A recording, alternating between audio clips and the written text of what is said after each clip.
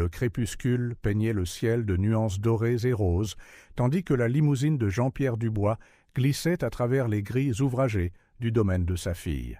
L'homme de 65 ans, titan de l'industrie de la mode, ajusta son costume impeccable, une habitude nerveuse qui persistait malgré des décennies de succès. Quelque chose n'allait pas. Le jardin, autrefois un spectacle de couleurs et de vie, semblait à l'abandon. Les mauvaises herbes étouffaient les rosiers primés qu'Isabelle avait cultivés avec tant d'amour. La fontaine centrale, jadis un point de fierté, gargouillait tristement, couverte d'algues. Jean-Pierre fronça les sourcils, les rides de son front se creusant. 6 mois depuis sa dernière visite. 6 mois depuis qu'Isabelle avait brusquement annulé leurs déjeuners hebdomadaires. Le majordome ne vint pas l'accueillir. Le hall d'entrée, normalement un tourbillon d'activité, était aussi silencieux qu'un tombeau. Le clic des chaussures de Jean-Pierre résonnait sur le marbre poli, son malaise grandissant à chaque pas. Un son soudain le fit s'arrêter, quelque chose entre un soupir et un sanglot, venant du grand salon. Jean-Pierre s'approcha avec précaution, le cœur battant. La scène qui l'accueillit resterait gravée dans sa mémoire à jamais. 2 petites filles, pas plus de 5 ans, étaient à genoux sur le parquet ciré. Leurs robes, qu'il reconnut comme des cadeaux du Noël précédent, étaient sales et déchirées. Leurs cheveux dorés, autrefois toujours soigneusement arrangés en tresses élaborées, pendaient en mèches emmêlées. Camille et Sophie, ces précieuses petites filles jumelles, frottaient le sol avec des chiffons immondes. Un instant, Jean-Pierre fut paralysé, incapable de traiter ce qu'il voyait. Puis Sophie leva les yeux. Ses prunelles si semblables à celles d'Isabelle s'écarquillèrent de surprise et de peur. « Papy !» La voix n'était qu'un murmure rauque, comme si elle n'avait pas été utilisée depuis longtemps. Ce son rompit le charme. Jean-Pierre s'agenouilla, ignorant les protestations de ses genoux vieillissants, et ouvrit les bras. Les filles hésitèrent un moment, angoissant, avant de courir vers lui. L'odeur de sueur et de crasse le frappa alors qu'il les étreignait. Ses doigts trouvèrent des nœuds dans ce qui avait été des cheveux soyeux, et quelque chose d'encore plus alarmant. De petites bosses sur le cuir chevelu de Camille. Des cicatrices. « Mais chérie, que s'est-il passé ?» demanda doucement Jean-Pierre, luttant pour garder sa voix stable. « Où est votre maman ?» Camille enfouit son visage dans sa poitrine, ses petites épaules secouées par des sanglots silencieux. Sophie, toujours la plus courageuse des deux, jeta un regard nerveux par-dessus son épaule avant de se pencher pour murmurer à l'oreille de son grand-père. Les mots qui sortirent de sa bouche innocente firent glacer le sang de Jean-Pierre Dubois. Tandis que Sophie parlait, les yeux de l'homme d'affaires balayaient la pièce. Des détails qu'il n'avait pas remarqués auparavant lui sautaient maintenant aux yeux. Des brûlures de cigarettes sur l'accoudoir du canapé en cuir. Une bouteille de whisky coûteuse, presque vide, renversée à côté d'un fauteuil. Et là, à moitié cachée derrière un rideau, une ceinture en cuir dont la boucle était tachée de quelque chose qui ressemblait horriblement à du sang séché. L'histoire qui émergea était un cauchemar. Sa brillante et vive Isabelle, enfermée dans une clinique psychiatrique. Philippe, le gendre en qui il n'avait jamais eu entièrement confiance, transformé en monstre de conte de fées. Et ses petites filles, ses précieuses filles, réduites à l'état de servantes terrifiées dans leur propre maison. Quand Sophie eut fini de parler, un lourd silence tomba sur la pièce. Jean-Pierre sentit quelque chose de chaud et d'humide sur ses joues. Des larmes. Il n'avait pas pleuré depuis les funérailles de sa femme, plus d'une décennie auparavant. Camille releva la tête, ses grands yeux bleus remplis d'inquiétude. Une petite main toucha le visage de son grand-père, essuyant une larme. « Ne pleure pas, papy, » murmura-t-elle. « On est forte. Maman nous a dit d'être forte. » Quelque chose se brisa en Jean-Pierre à ce moment-là. Pourtant, avec la douleur, vint une détermination d'acier qu'il n'avait pas ressentie depuis des années. Il était Jean-Pierre Dubois, l'homme qui avait bâti un empire à partir de rien, l'homme qui avait affronté des conseils d'administration hostiles et des marchés volatiles sans jamais reculer. Et maintenant, il faisait face au plus grand défi de sa vie. Doucement, Jean-Pierre recula les filles, les tenant par les épaules. Ses yeux, maintenant secs et brûlants d'un feu intérieur, rencontrèrent les leurs. « Écoutez-moi, mes chéris, dit-il, sa voix basse mais chargée d'une promesse. À partir de maintenant, tout va changer. Vous êtes en sécurité. Je suis là maintenant et plus rien de mal ne vous arrivera. Plus jamais. » Les jumelles échangèrent un regard, une conversation silencieuse que seule elle comprenait. Puis, lentement, comme des fleurs s'ouvrant au soleil après une longue nuit, elles sourirent. Le bruit d'une clé dans la serrure de la porte d'entrée résonna dans le manoir. Les sourires des filles disparurent instantanément, remplacés par des expressions de pure terreur. « Il est là » murmura Sophie, agrippant la main de sa sœur. Jean-Pierre se leva, lissant son costume, dans un geste automatique.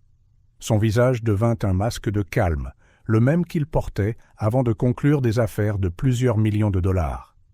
Mais ses yeux brûlaient d'une fureur glaciale qui ferait reculer le diable lui-même.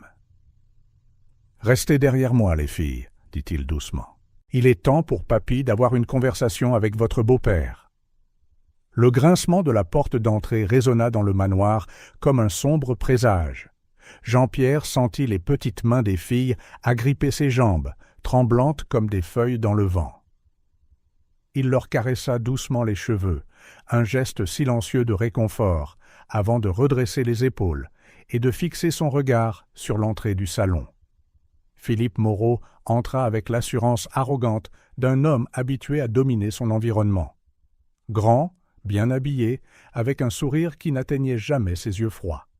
Il s'arrêta brusquement en voyant Jean-Pierre.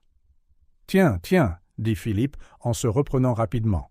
« Quelle agréable surprise, monsieur Dubois. À quoi dois-je cet honneur ?» Le manque de sincérité dans la voix de Philippe retourna l'estomac de Jean-Pierre. « Je suis venu voir mes petites filles, » répondit-il, gardant un ton calme mais ferme. « Et il semble que je sois arrivé au moment parfait. » Les yeux de Philippe se rétrécirent alors qu'il observait la scène. Les filles toujours agrippées aux jambes de leur grand-père, les chiffons sales sur le sol, la bouteille de whisky renversée. Un instant, un éclair de quelque chose, peur, colère, traversa son visage avant qu'il ne se force à sourire. « Elle ne faisait que jouer, » dit Philippe, la tension s'infiltrant dans sa voix. « Vous savez comment sont les enfants, imaginatifs ?» Jean-Pierre sentit sa colère bouillonner dans sa poitrine.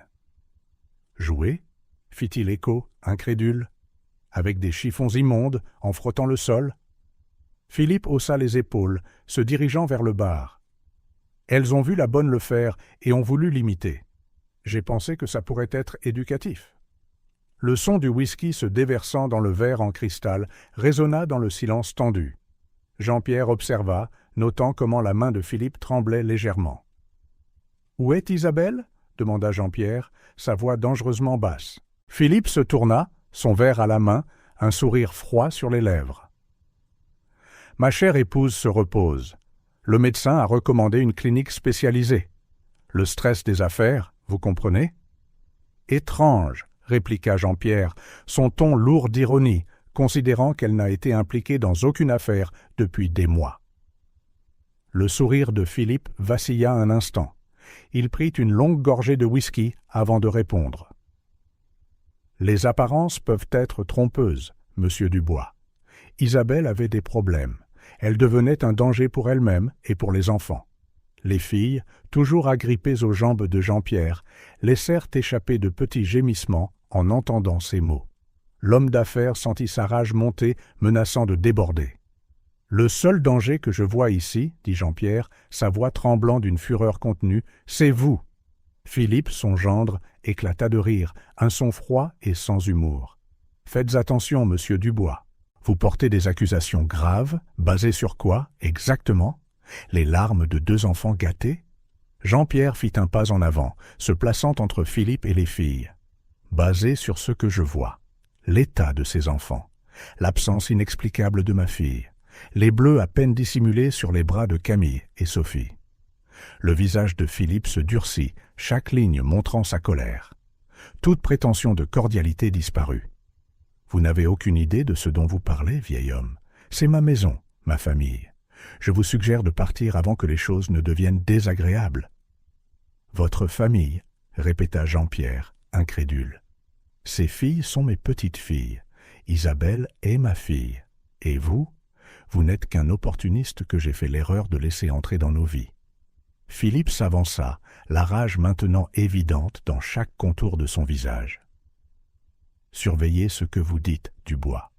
Vous êtes peut-être puissant là-dehors, mais ici, c'est moi le roi. Et je peux faire de votre vie un enfer si je le veux. » Jean-Pierre ne recula pas. Des décennies de négociations difficiles l'avaient préparé à ce moment. « Des menaces, Philippe ? C'est comme ça que vous voulez jouer ? » « Ce ne sont pas des menaces, » gronda Philippe. « Ce sont des promesses.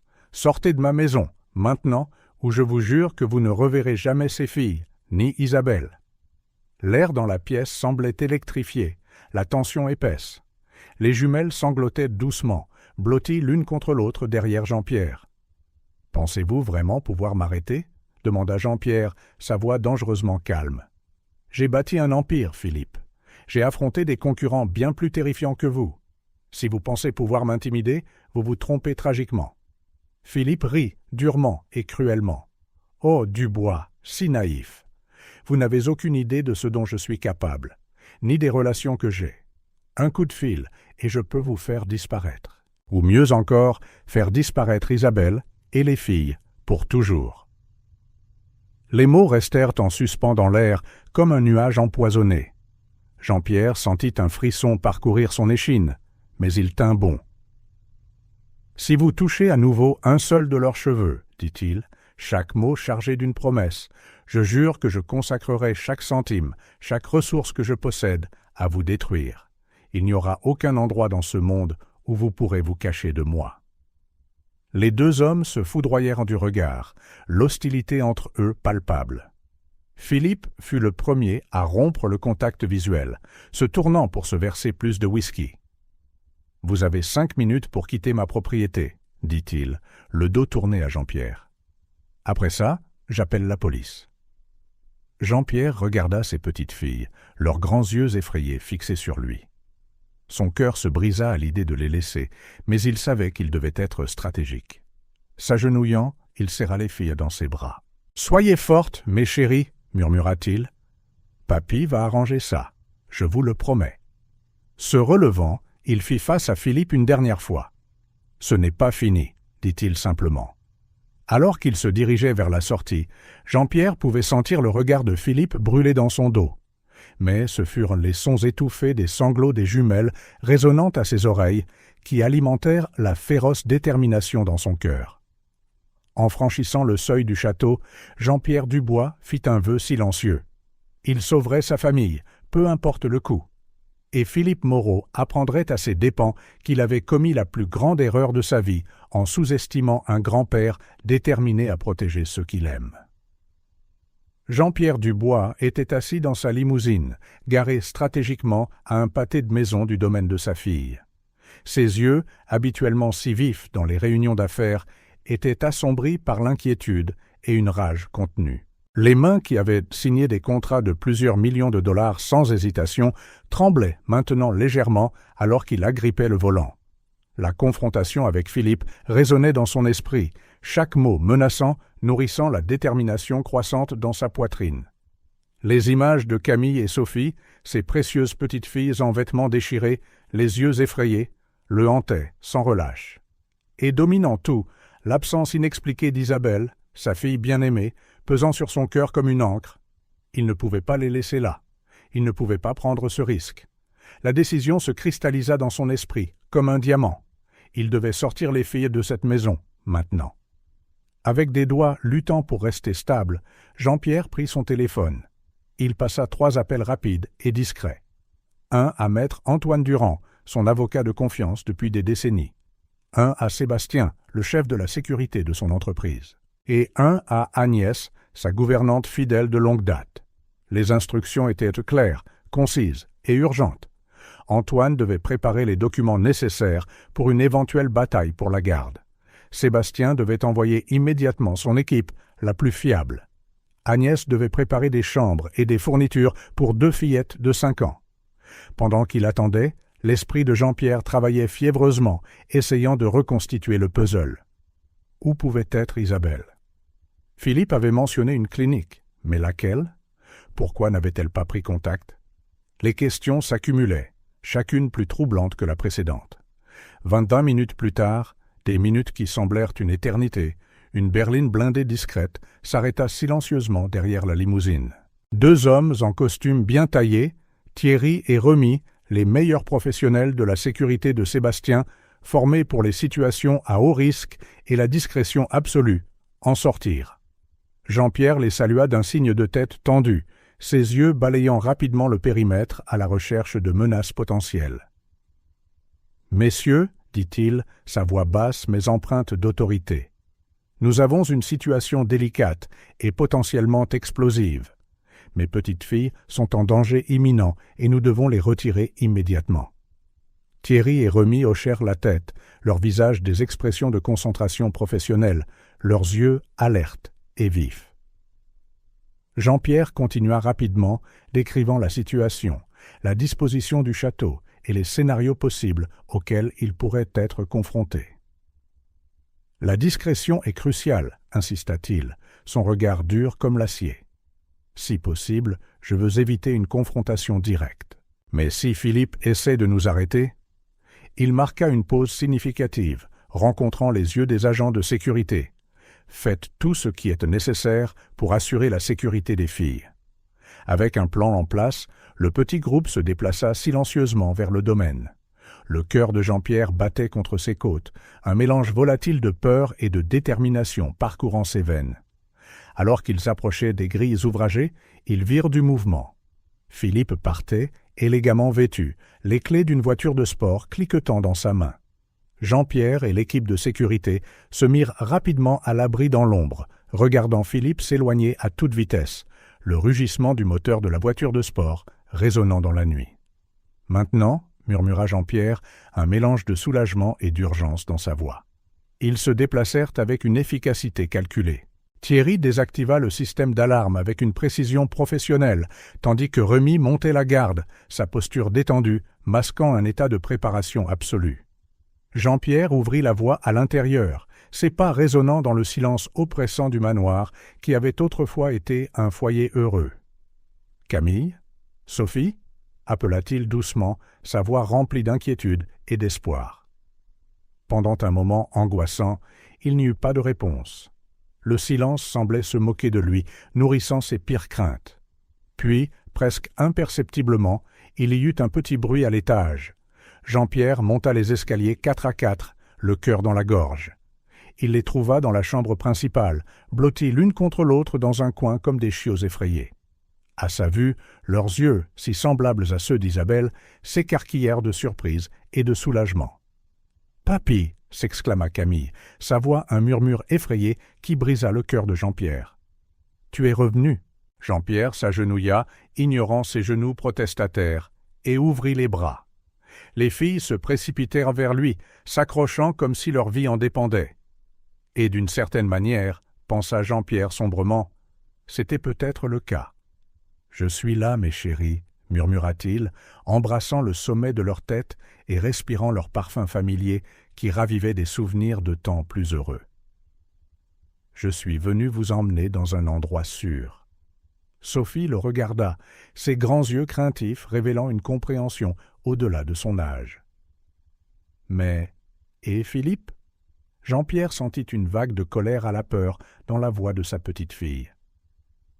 Quel genre de monstre inspire une telle terreur à un enfant? Il ne vous fera plus jamais de mal, promit-il, son ton doux, mais souligné par une détermination d'acier. Papy vous protégera, quoi qu'il arrive. Rapidement, avec l'aide de Thierry et Remy, qui gardaient une surveillance discrète, Jean-Pierre aida les filles à rassembler quelques vêtements et leurs jouets préférés dans de petits sacs à dos. Ce faisant, il ne put s'empêcher de remarquer les signes alarmants de négligence dans la chambre, du linge sale empilé dans un coin, des assiettes avec des restes de nourriture sur la table de chevet, un ours en peluche avec un bras partiellement déchiré jeté sur le sol. « Les filles ?»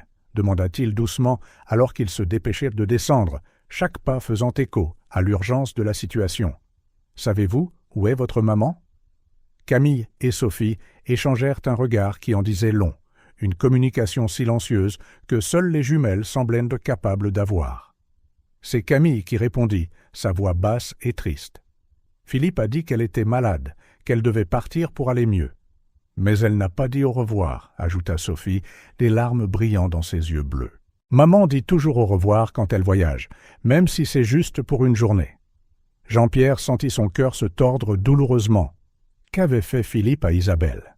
« Ne vous inquiétez pas, dit-il, s'efforçant de garder une voix confiante. Nous allons la retrouver, je vous le promets. » Ils sortirent rapidement du château, Thierry et Remy en état d'alerte maximale, leurs yeux entraînés balayant l'environnement sans arrêt. Jean-Pierre aida les filles à monter dans la limousine blindée, s'assurant qu'elles étaient confortables et en sécurité.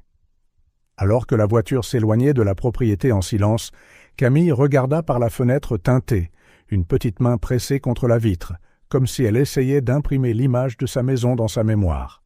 « Papy » demanda-t-elle, sa voix tremblante, « quand est-ce qu'on rentre à la maison ?» La question innocente frappa Jean-Pierre comme un coup de poing dans le ventre.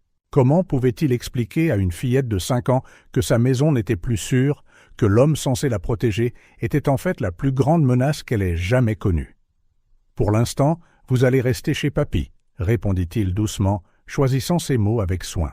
« Pensez-y comme à de longues vacances amusantes. Ça vous dit ?»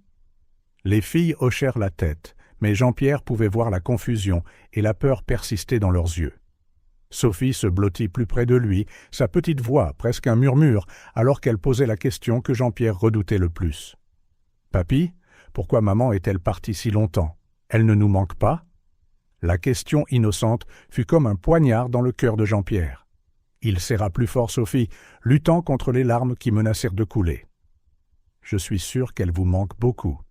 Beaucoup, mon amour, » dit-il, sa voix épaisse d'émotion. « Et nous la trouverons bientôt, je promets. Papy va ramener maman. » Alors que la limousine se dirigeait vers son manoir dans une banlieue huppée, Jean-Pierre regarda ses petites filles, maintenant endormies par l'épuisement, leurs petites mains enlacées, même dans le sommeil. Son cœur était partagé entre le soulagement de les avoir sauvées et une inquiétude accablante pour Isabelle. Où était-elle? Dans quel état la trouverait-il? Et comment Philippe réagirait-il en découvrant que les filles avaient disparu? Jean-Pierre savait que la bataille ne faisait que commencer. Il y aurait sans aucun doute des conséquences juridiques. Philippe ne renoncerait pas facilement au contrôle et au pouvoir. Mais en regardant ses petites filles dormir paisiblement, leurs visages angéliques enfin détendus, Jean-Pierre sut qu'il ferait n'importe quoi, absolument n'importe quoi, pour les protéger. Prenant son téléphone, il passa un autre appel. « Gaspard » dit-il à son détective privé de longue date, sa voix basse pour ne pas déranger les filles, mais chargée d'urgence. « J'ai besoin que vous trouviez ma fille. Utilisez toutes les ressources nécessaires. L'argent n'est pas un problème. Passez au peigne fin chaque clinique, chaque hôpital, tout endroit possible. Ramenez-la moi. À nous. » Raccrochant, Jean-Pierre regarda par la fenêtre, voyant la ville défiler dans un brouillard de lumières et d'ombres. Une détermination familière, à toute épreuve, s'installa dans sa poitrine, aussi naturelle que la respiration. Il trouverait Isabelle. Il protégerait Camille et Sophie de sa vie, si nécessaire. Et il ferait payer à Philippe chaque larme, chaque échymose, chaque moment de terreur qu'il avait infligé à la famille de Jean-Pierre. La route à venir serait difficile, il le savait, pleine d'obstacles juridiques, émotionnels et peut-être même physiques. Mais Jean-Pierre Dubois n'avait jamais reculé devant un défi. Et avec ce qui comptait le plus en jeu, la sécurité et le bonheur de sa famille, il n'allait certainement pas commencer maintenant. Alors que la limousine approchait des portes de sa propriété, Jean-Pierre fit une promesse silencieuse à ses petites filles endormies et à sa fille disparue. Il arrangerait ça. Peu importe le coût, peu importe le temps que cela prendrait. Il reconstruirait sa famille, pièce par pièce, et la protégerait avec chaque fibre de son être. La bataille pour sa famille ne faisait que commencer, et Jean-Pierre Dubois était plus que prêt pour le combat. Le bureau de Jean-Pierre Dubois, normalement un sanctuaire de calme et de pouvoir, vibrait maintenant d'une énergie frénétique. Des piles de documents couvraient chaque surface disponible. Des écrans d'ordinateur affichèrent des graphiques et des feuilles de calcul complexes, et l'air était épais de l'arôme fort du café que personne n'avait le temps de boire. Jean-Pierre, les cernes profonds sous les yeux trahissant des nuits de sommeil perdu, était penché sur son ordinateur portable, les doigts volant sur le clavier alors qu'il se plongeait dans les archives financières de l'entreprise familiale. À côté de lui, Madeleine, sa chef comptable de confiance depuis 2 décennies, fronçait les sourcils devant une pile de relevés bancaires. « Ici, » dit soudain Madeleine, sa voix tendue. Un autre virement suspect. 5 millions vers un compte aux îles Caïmans. L'estomac de Jean-Pierre se noua.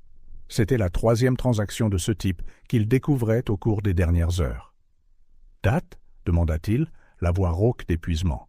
« Il y a 3 mois, juste après la disparition d'Isabelle. » Le silence qui suivit était lourd d'implications sinistres. Jean-Pierre ferma les yeux un instant, s'autorisant un bref moment d'angoisse avant de revenir à la tâche. « Continuez à chercher », ordonna-t-il, sa voix retrouvant sa fermeté habituelle. « Je veux savoir où est passé chaque centime au cours des 2 dernières années. » Pendant que l'équipe travaillait, Jean-Pierre ne pouvait s'empêcher de réfléchir à la façon dont ils en étaient arrivés là. Il y a à peine 1 semaine, sa plus grande préoccupation était le prochain rapport trimestriel. Maintenant, il mettait au jour ce qui semblait être une fraude massive, perpétrée par l'homme à qui il avait confié sa fille et ses petits-enfants. Un schéma se dessinait, aussi clair qu'il était troublant. De petites divergences au début, presque imperceptibles. Puis, progressivement, les montants augmentaient. Des comptes fantômes dans des paradis fiscaux, des investissements douteux dans des sociétés écrans, et toujours, de l'argent disparaissant dans un labyrinthe de transactions obscures. « Monsieur » appela Benoît, l'un des jeunes analystes, sa voix tremblant légèrement. « Je pense que j'ai trouvé quelque chose. » Jean-Pierre se déplaça rapidement, le reste de l'équipe se rassemblant autour de l'écran du jeune homme. « C'est un compte à Genève », expliqua Benoît en montrant une série de chiffres sur le moniteur. Il a reçu des virements réguliers au cours des 18 derniers mois. Des montants très importants. Jean-Pierre sentit le sang se glacer dans ses veines. La date du premier virement correspondait presque au mariage d'Isabelle et de Philippe. « Combien » demanda-t-il, redoutant la réponse. Benoît déglutit difficilement. Jusqu'à présent, plus de 50 millions. Un murmure de choc ondula dans la pièce. Jean-Pierre sentit ses jambes faiblir, s'appuyant lourdement sur le bureau pour se soutenir. « Madeleine » dit-il après un moment, sa voix dangereusement calme. « Appelez Gaspard. Dites-lui que j'ai besoin de lui, ici, maintenant. » En attendant l'arrivée du célèbre détective privé, Jean-Pierre et son équipe continuèrent à découvrir d'autres preuves de la fraude de Philippe. Chaque découverte était comme un coup de poignard au cœur, une trahison non seulement financière, mais profondément personnelle.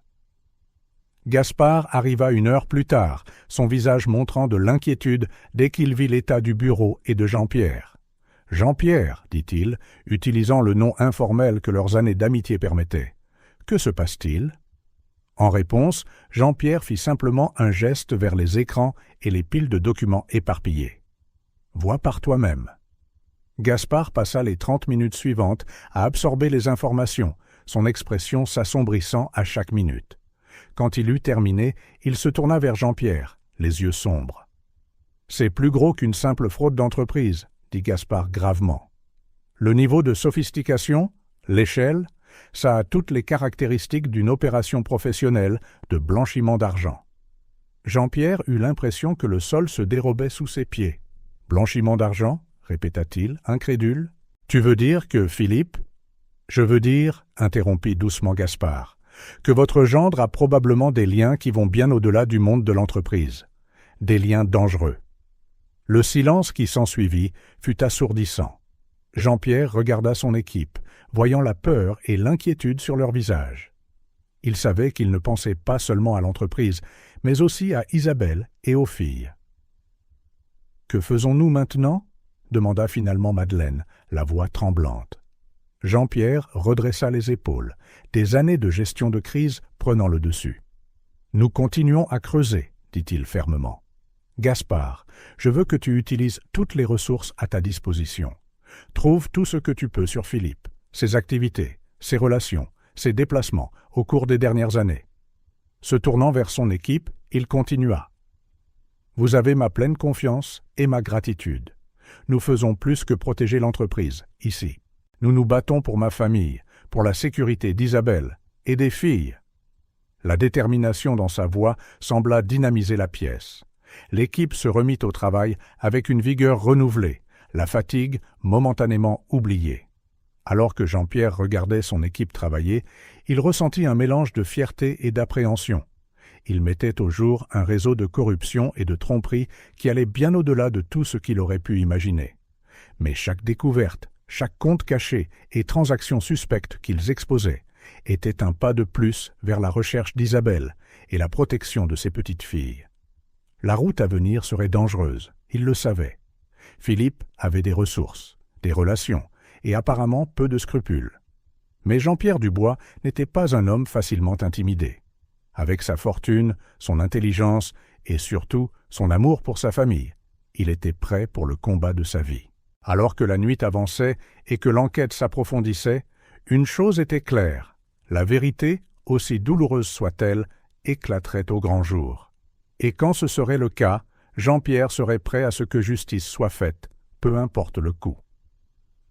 Le téléphone sonna à 3h47 du matin, brisant le silence du manoir Dubois.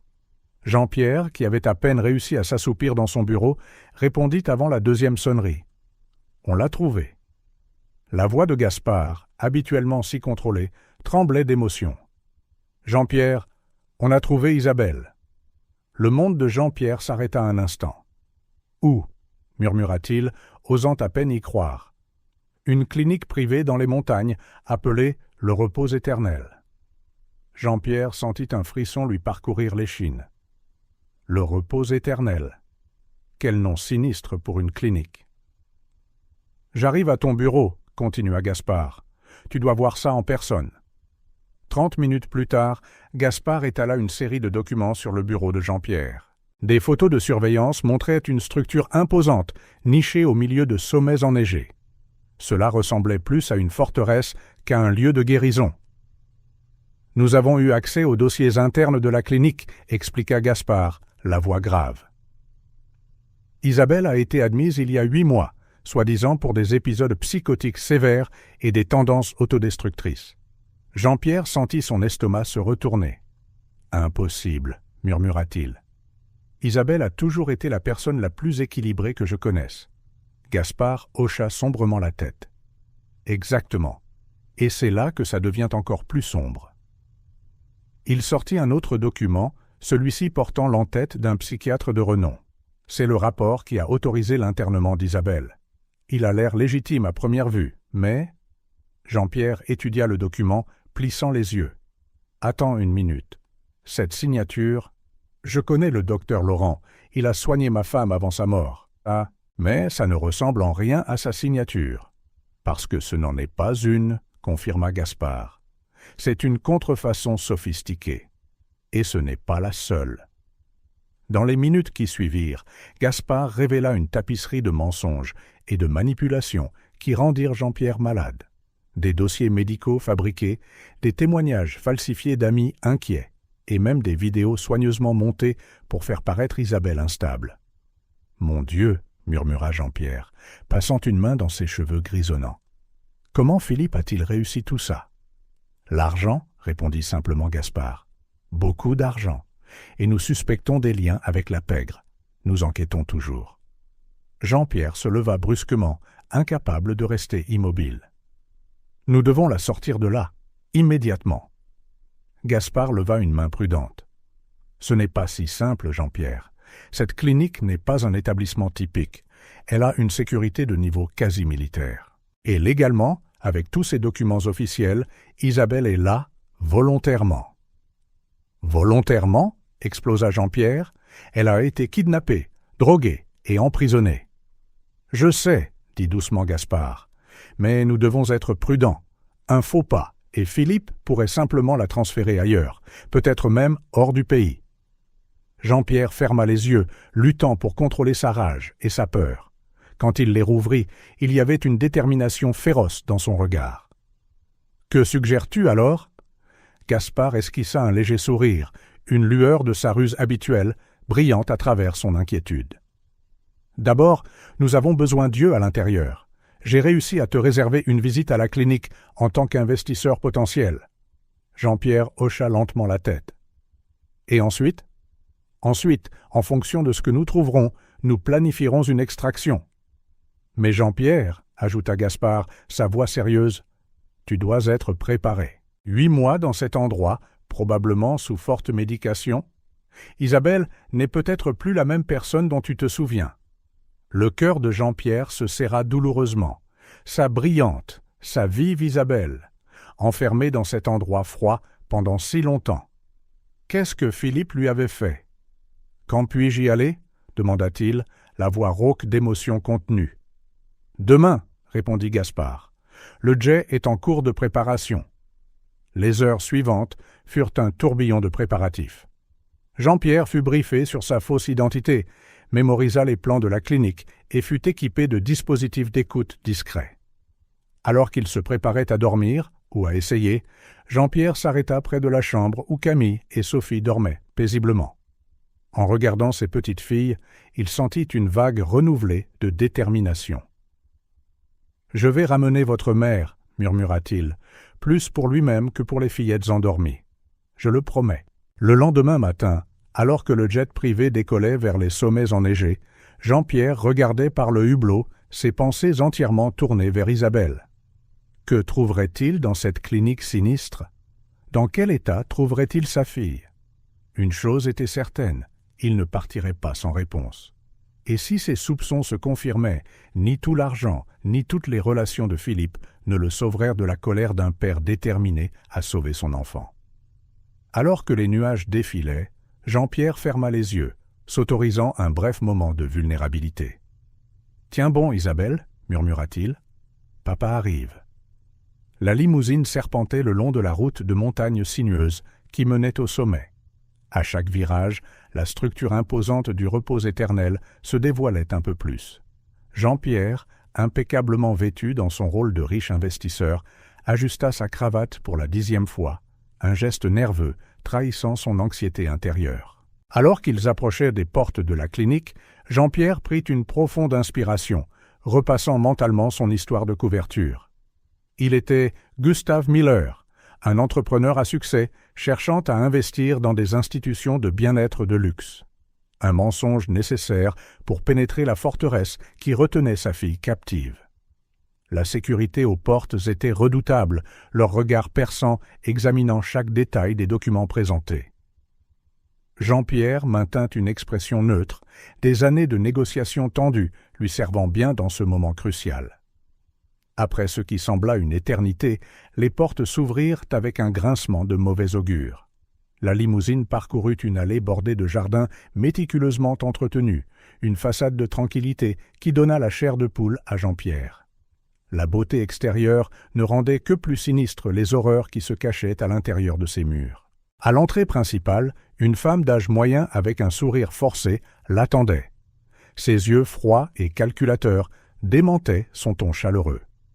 « Bienvenue au repos éternel, Monsieur Miller. Je suis le docteur Élise Fournier, la directrice de la clinique. C'est un plaisir de vous avoir parmi nous. » Jean-Pierre lui serra la main, notant la poignée ferme et sèche. « Le plaisir est pour moi, docteur Fournier. J'ai hâte de voir votre établissement de renom. » La visite commença, le docteur Fournier mettant l'accent sur leur traitement de pointe et leur environnement serein. Jean-Pierre absorbait tout avec des yeux d'aigle, ses sens en état d'alerte maximale. Il remarqua les caméras discrètement placées à chaque coin, la sécurité avancée sur chaque porte, les infirmières dont les sourires amicaux cachaient de mal leur regard vigilant.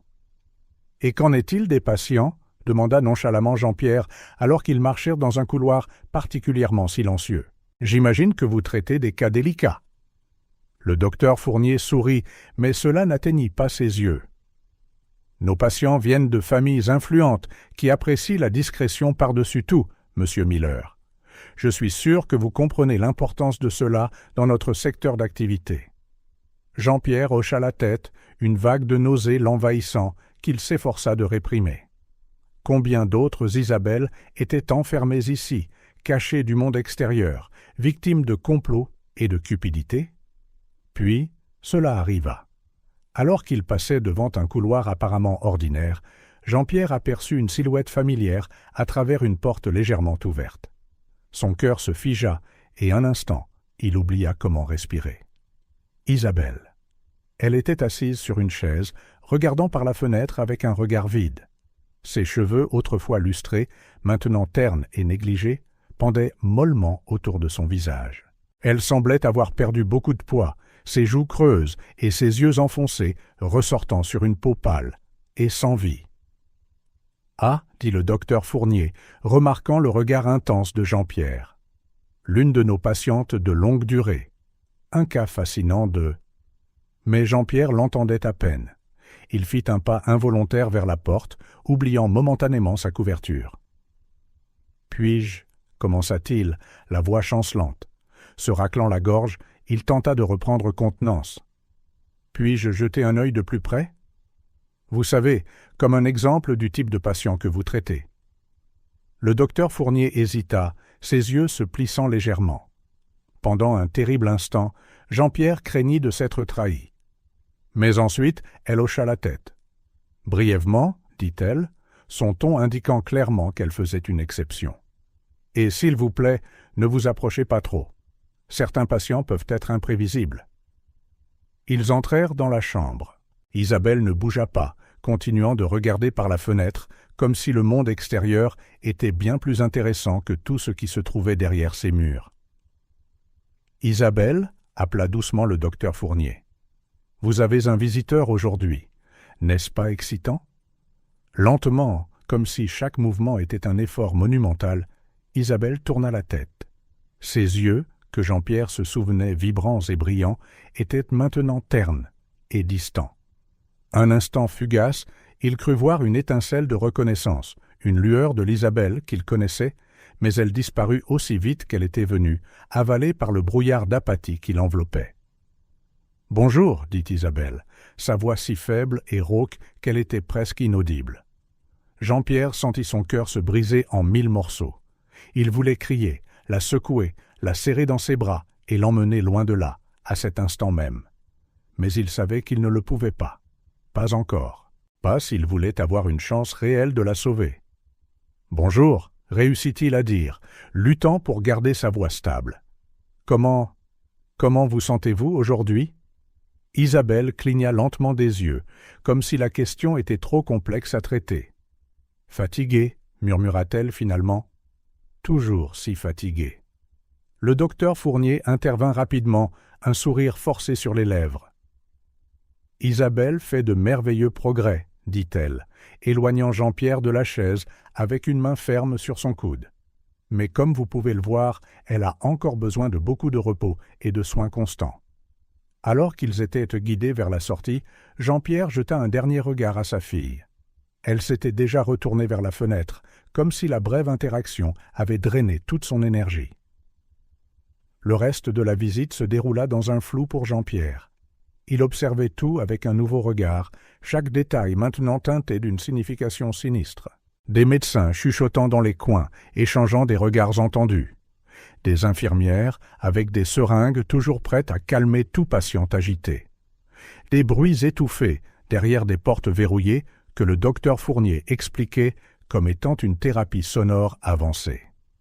Finalement, après ce qui sembla une éternité, la visite se termina à l'entrée principale. Le docteur Fournier regarda Jean-Pierre avec une expression mi-attentive, mi-méfiante. « J'espère que vous avez trouvé notre institution intéressante, monsieur Miller, » dit-elle en tendant la main pour une dernière poignée. Jean-Pierre força ce qu'il espérait être un sourire convaincant, conscient que ce moment pourrait déterminer s'il aurait un accès futur à la clinique. C'était certainement instructif, répondit-il en lui serrant la main. « Je vous recontacterai bientôt pour discuter d'éventuels investissements. » Alors que la limousine descendait la route de montagnes sinueuses, Jean-Pierre laissa enfin ses émotions le submerger. Des larmes silencieuses coulaient sur son visage alors qu'il rejouait chaque détail de la visite, chaque aperçu de sa fille brisée. Les mains tremblantes, il prit le téléphone et composa le numéro de Gaspard. « Elle est là ?» dit-il au moment où le détective répondit, sa voix rauque d'émotion refoulée. « Mais Gaspard, ce qu'ils lui ont fait, mon Dieu, qu'ont-ils fait à ma fille ?» Il y eut une pause à l'autre bout du fil, le silence lourd de compréhension mutuelle et de résolution partagée. Quand Gaspard parla, sa voix était ferme. « On la sortira de là, Jean-Pierre, quoi qu'il en coûte. » Jean-Pierre regarda par la lunette arrière, voyant la clinique devenir de plus en plus petite au loin, une forteresse blanche contre le ciel bleu des montagnes. Son esprit formulait déjà des plans, des stratégies, des moyens de démolir cet endroit terrible et tous ceux qui y étaient impliqués. « Oui, dit-il, sa voix maintenant chargée d'une détermination de fer. Nous sortirons Isabelle. Et ensuite, nous ferons payer chaque personne impliquée dans cette affaire. Peu importe le temps que cela prendra, peu importe ce que cela coûtera. Je démolirai cet endroit brique par brique s'il le faut. » Alors que la limousine poursuivait sa descente, le ramenant à la civilisation, Jean-Pierre Dubois fit un vœu silencieux à la fille qu'il avait laissée derrière lui, dans les griffes de ce cauchemar déguisé en sanctuaire. Il reviendrait, et la prochaine fois, il ne partirait pas sans elle. La bataille pour l'âme et la liberté d'Isabelle ne faisait que commencer, et Jean-Pierre Dubois, avec toute sa richesse, son influence et son amour paternel, était plus que prêt pour la guerre imminente. Rien ne l'empêcherait de ramener sa fille à la maison et de chercher justice. Jean-Pierre Dubois avait à peine dormi depuis sa visite à la clinique. L'image d'Isabelle, pâle et brisée, hantait ses pensées. Avec une détermination renouvelée, il convoqua une réunion d'urgence dans son bureau privé. Autour de la grande table de conférence se trouvait Gaspard, son détective de longue date, et un nouveau visage, le docteur Chloé Bernard, une psychiatre légiste renommée pour avoir dénoncé des fraudes médicales. « Messieurs, docteur Bernard, » commença Jean-Pierre, la voix urgente, « nous devons découvrir exactement ce qui se passe dans cette clinique et comment Philippe a réussi à y faire interner Isabelle. » Gaspard hocha la tête, ouvrant un épais dossier. « J'ai déjà commencé à creuser, Jean-Pierre, et ce que nous avons trouvé jusqu'à présent, eh bien, c'est pour le moins troublant. » Au cours des minutes suivantes, Gaspard exposa une série de mensonges et de corruptions qui firent bouillir le sang de Jean-Pierre. Des dossiers médicaux méticuleusement falsifiés, des témoignages forgés d'amis inquiets, et même des vidéos soigneusement montées pour faire paraître Isabelle déséquilibrée. « Mais voici le pire, » dit Gaspard en sortant un document portant l'entête d'un psychiatre bien connu. « Le rapport qui a autorisé l'internement d'Isabelle est une contrefaçon sophistiquée. » Jean-Pierre examina le papier, ses yeux se plissant. « Je connais le docteur Laurent, il a soigné ma femme avant son décès. Mais ce n'est pas sa signature. » Le docteur Bernard prit le document, ses yeux experts balayant chaque détail. « Impressionnant, murmura-t-elle.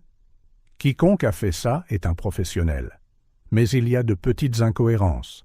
Cette ligne ici, la pression du stylo là, c'est définitivement un faux. » Jean-Pierre sentit une vague de colère et de nausée.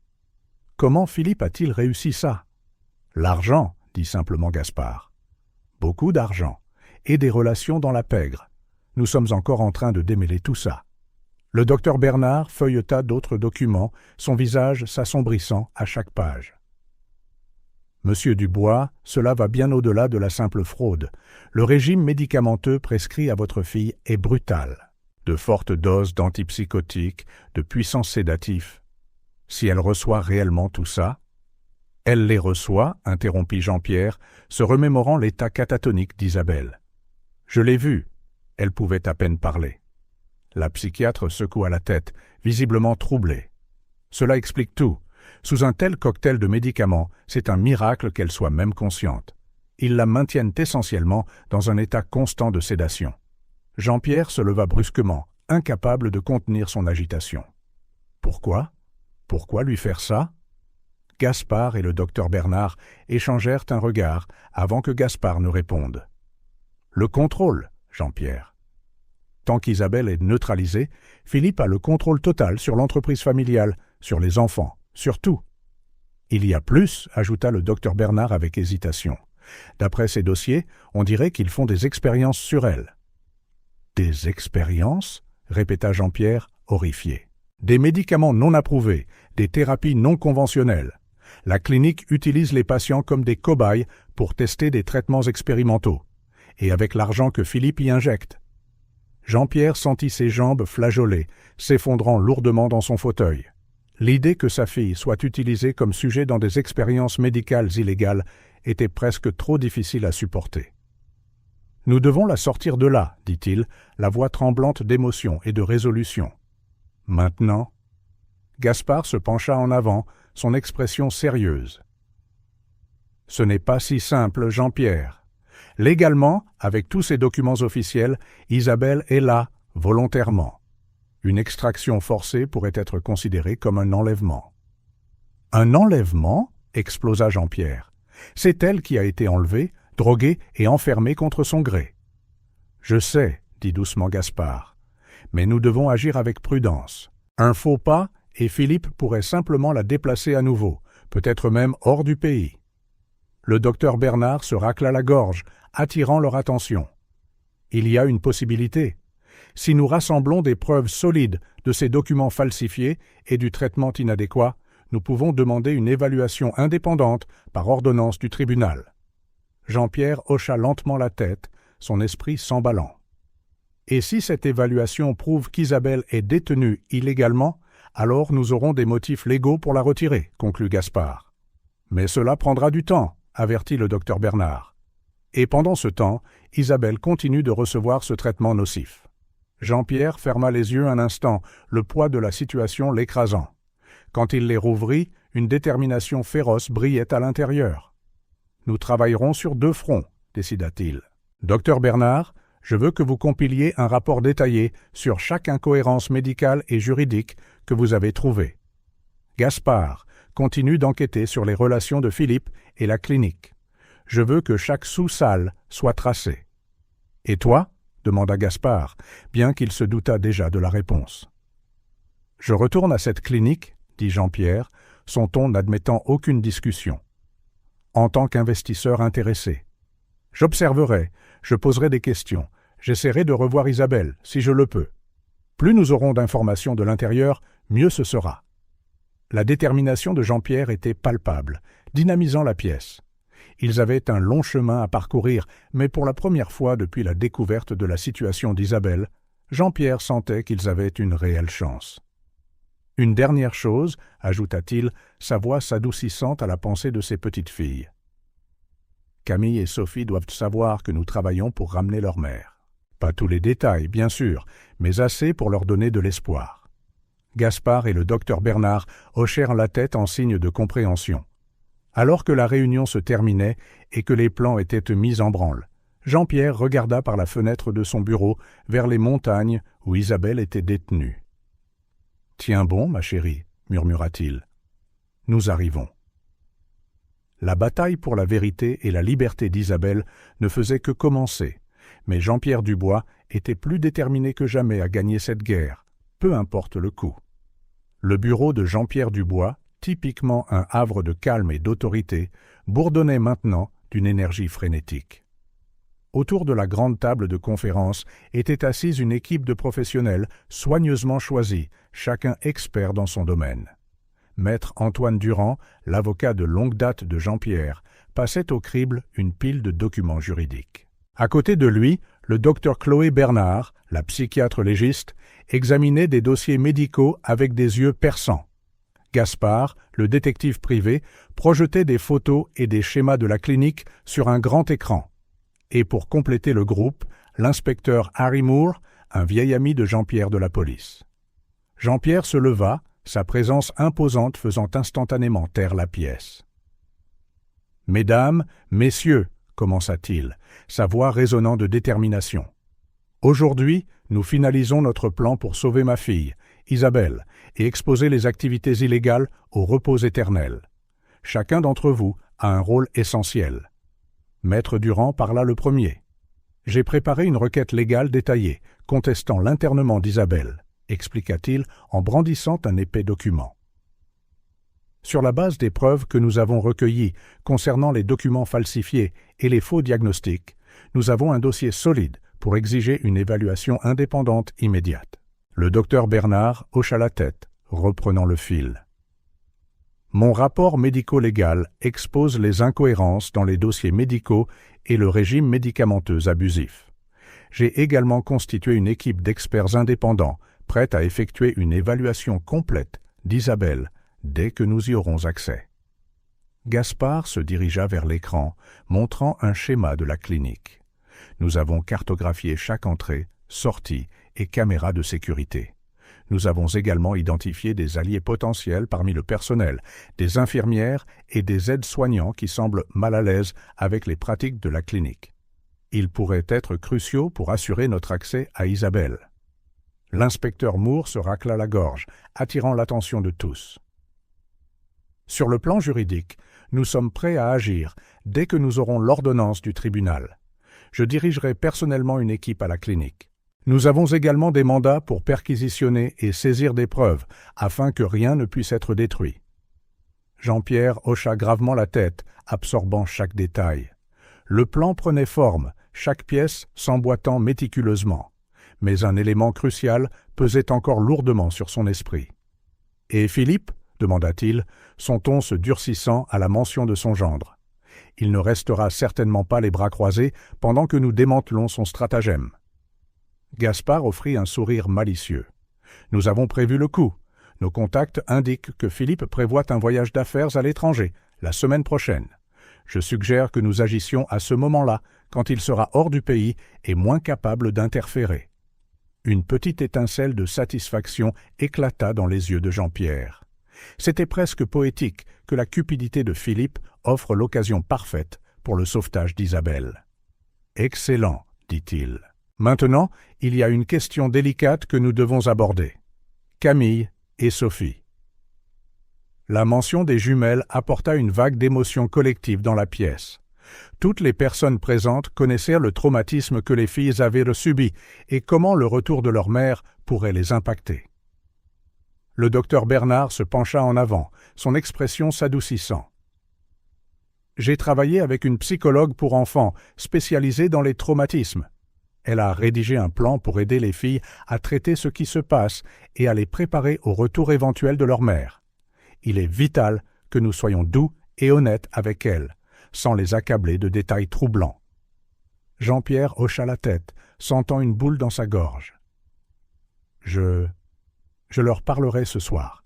Elles méritent de savoir que nous sommes sur le point de ramener leur maman à la maison.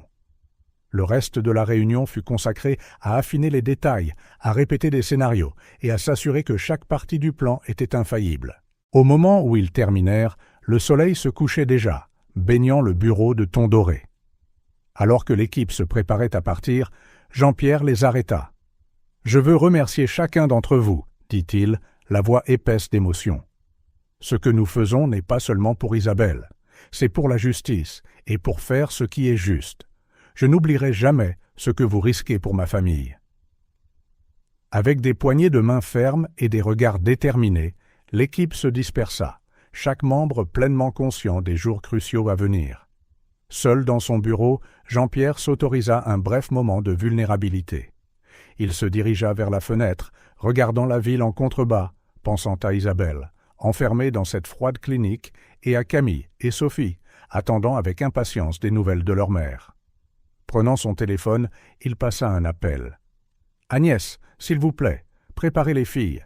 Je serai à la maison dans 1 heure pour parler avec elles. » Raccrochant, Jean-Pierre prit une profonde inspiration, se préparant à la conversation difficile qu'il allait avoir avec ses petites filles.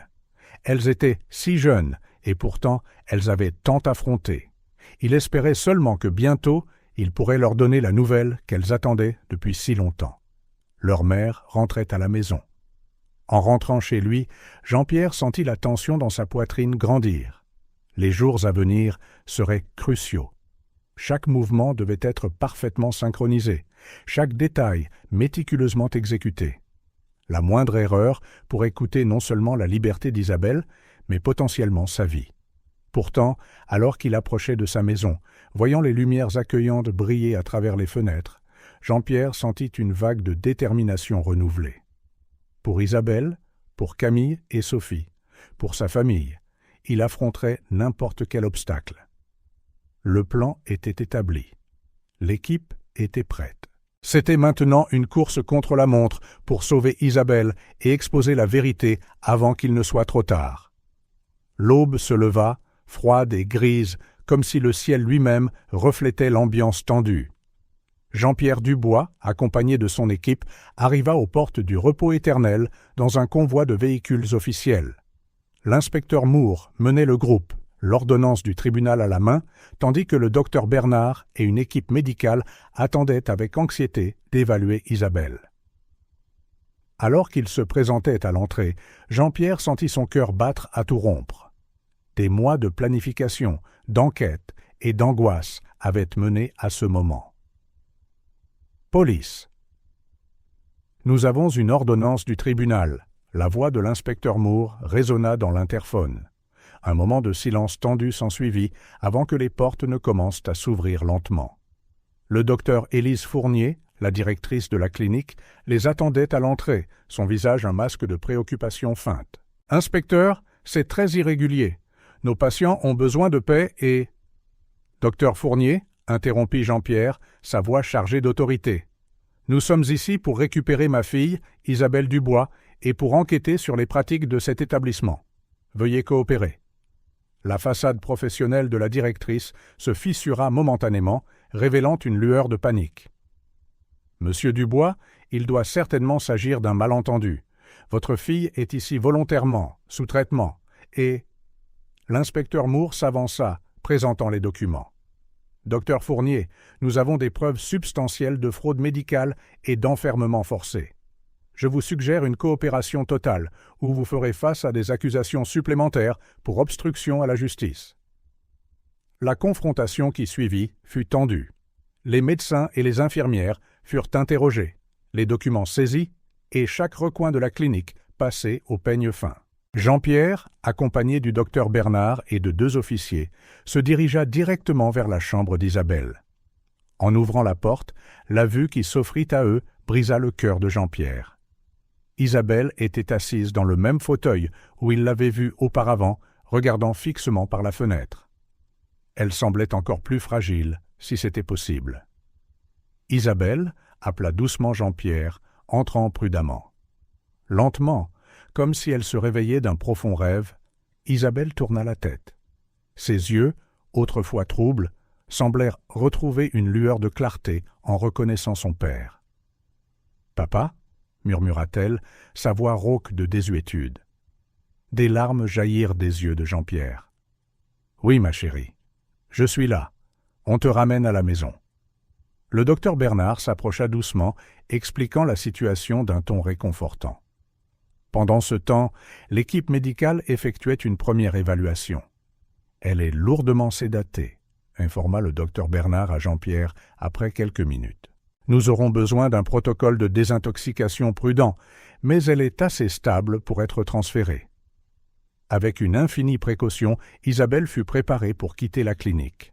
Jean-Pierre ne la quitta jamais des yeux, lui tenant la main et murmurant des mots de réconfort.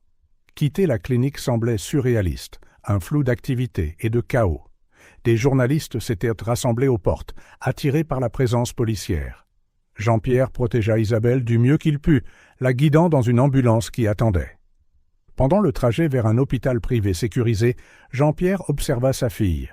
Des moments de lucidité alternaient avec des périodes de confusion, mais il y avait un soulagement indéniable dans ses yeux.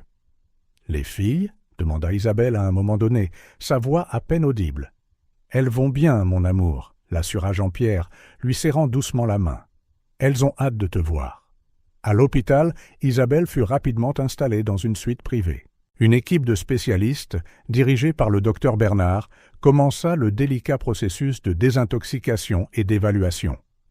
Pendant qu'Isabelle recevait ses premiers soins, Jean-Pierre passa l'appel que son cœur avait désiré passer depuis de longs mois. « Agnès, amenez les filles. Il est temps. » 1 heure plus tard, Camille et Sophie arrivèrent à l'hôpital, leurs petits visages remplis d'un mélange d'anxiété et d'espoir. Jean-Pierre s'agenouilla devant elles, expliquant doucement la situation. « Vous vous souvenez de ce dont on a parlé ?» dit-il doucement. « Votre maman est très fatiguée et peut avoir l'air un peu différente, mais elle vous aime plus que tout. » Les retrouvailles furent déchirantes dans leur tendresse. Isabelle, encore faible mais plus alerte après les premiers traitements, ouvrit ses bras tremblants. Les jumelles hésitèrent un instant avant de courir dans les bras de leur mère. « Mes bébés » murmura Isabelle, des larmes coulant sur son visage alors qu'elle les tenait serrés. « Vous m'avez tellement manqué. » Jean-Pierre regardait, ses propres joues mouillées de larmes. Ce n'était que le début d'un long chemin vers la guérison, il le savait. Isabelle aurait besoin de temps, de soins et de beaucoup d'amour pour guérir. Les filles, elles aussi, faisaient face à un ajustement difficile. Mais à ce moment-là, en voyant sa famille réunie, Jean-Pierre sentit une vague d'espoir et de résolution. Ils avaient survécu au pire. Ensemble, ils pourraient affronter tout ce qui viendrait. Dans les jours qui suivirent, la famille s'installa dans une maison de campagne isolée et hautement sécurisée. Isabelle commença un programme intensif de désintoxication et de thérapie, tandis que les jumelles recevaient un soutien psychologique pour faire face au traumatisme et au changement. Jean-Pierre partageait son temps entre les soins à sa famille et la gestion des retombées juridiques et médiatiques. L'exposition de la fraude de la clinique avait ouvert une boîte de Pandore, les enquêtes s'étendant à travers le secteur de la santé mentale. Le soir, assis sur le porche, regardant Isabelle et les filles jouer dans la cour, Jean-Pierre réfléchissait au chemin parcouru. Le chemin vers la guérison complète était encore long, mais pour la première fois depuis longtemps, l'avenir semblait radieux. La bataille pour sauver Isabelle était terminée. Commençait maintenant le voyage de reconstruction de leur vie et de leur amour en tant que famille. La sonnerie stridente du téléphone déchira l'air calme du matin à la maison de campagne. Jean-Pierre, qui préparait le petit déjeuner pour la famille, répondit rapidement, ne voulant pas déranger Isabelle et les filles, encore endormies. « Monsieur Dubois » vint la voix tendue de maître Durand. « Philippe est de retour, et il est furieux. » Jean-Pierre sentit un frisson lui parcourir l'échine. Il savait que ce jour viendrait, mais la réalité était plus terrifiante qu'il ne l'avait imaginé. Les heures suivantes furent chaotiques. Philippe, utilisant son influence et ses ressources considérables, lança une campagne agressive sur plusieurs fronts.